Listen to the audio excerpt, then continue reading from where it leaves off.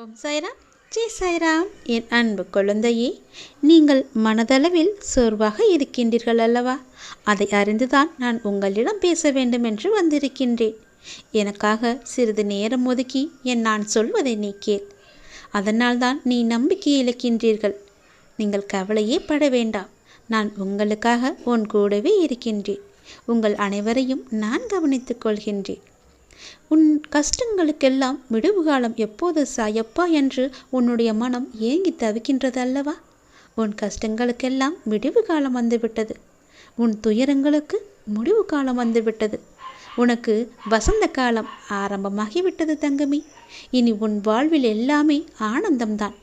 உன் முகம் ஆனந்தத்தில் இருப்பதை பார்க்க நான் ஆவலுடன் காத்திருக்கின்றேன். உனக்காக உன் வாழ்வில் என்றும் வழி துணையாக நான் இருப்பேன். எதற்கும் கலங்காதே. எதிர்காலம் எப்படி இருக்குமோ என்ற கவலை உனக்கு வேண்டாம். உனக்காக நான் இருக்கும்போது உன் எதிர்காலத்தை நல்லபடியாக மாற்றி அமைப்பது என்னுடைய பொறுப்பு. என் அருகில் வா. என் அருகில் அப்பா என என் பக்கத்தில் வந்து உட்கார்ந்து என்னுடைய முகத்தை மட்டுமே நீ பார்த்து கொண்டே இரு. என் அருகில் அப்பா இருக்க எனக்கு கோடி நன்மை தேடி வரும் என்ற நம்பிக்கை உன் மனதில் நீ இருக்க வேண்டும். நீ விரும்பிய வாழ்க்கையை நான் உனக்கு கொடுக்கின்றேன். நான் உன்னோடு இருப்பதை எப்போதும் உனக்கு உணர்த்தி கொண்டே இருக்கின்றேன். எதற்கும் கலங்காதே. எந்த சூழ்நிலை வந்தாலும் இந்த சாயப்பாவின் துணை உனக்கு நிச்சயம் இருக்கும். நீ எதை எதிர்பார்த்து காத்திருந்தாயோ அது உன்னை தேடி வரப்போகின்றது. அதை நீ சரியாக பயன்படுத்திக்கொள் தங்கமே. ஒரு அதிசயம் நடந்து நீ எதிர்பார்த்தது உன்னை தேடி வரும்படி நான் அமைத்து கொடுக்க போகின்றேன். அந்த அதிசயம் நடக்கப் போகின்றது. அதை உன்னை முழுமையாகவே மாற்றப் போகிறது. அதை நானும் கண்டுகளிக்க காத்திருக்கின்றேன். இது தெரியாமல் நீ கவலைப்பட்டு கொண்டிருக்கின்றாயே. ஏன் இந்த கவலை உனக்கு? நடந்தது நல்லதாகவே நடந்தது.